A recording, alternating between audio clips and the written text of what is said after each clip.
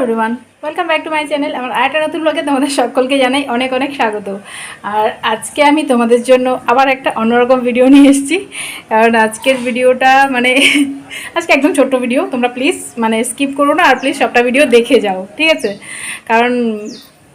কারণটা পরে বলছি, তোমরা দেখলেই বুঝতে পারবে ভিডিওটা কিসের। কেমন, চলো চট করে দেখে নাও। আর আমার চ্যানেলটা যারা এখনও সাবস্ক্রাইব করোনি, তো চ্যানেলটা প্লিজ সাবস্ক্রাইব করে দিও।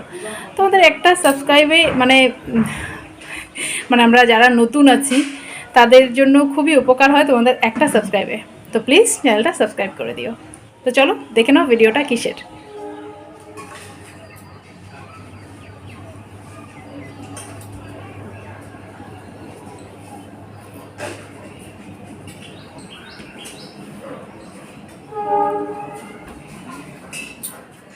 দেখো, একদম সিম্পলভাবে শাড়ি পরেছি। এটা একটা রিকোয়েস্ট ছিল যে শাড়িটা পরে দেখানোর, তো কোনো শাড়ি মেনশন করা ছিল না। তা আমি আজকে একটু বেরোচ্ছি, তাই একটা সিম্পল শাড়ি পরেছি। তাই ভাবলাম আজকে এই ভিডিওটা করে নিই। দেখো শাড়ি পরাটা কেমন হয়েছে।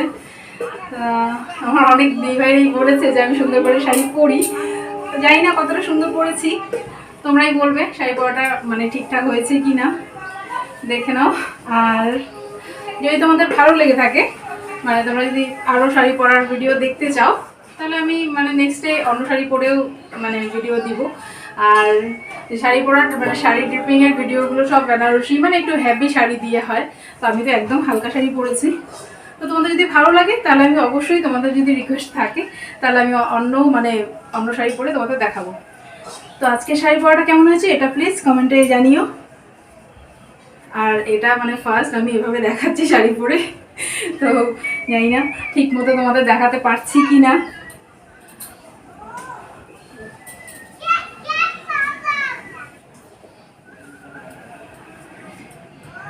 চলো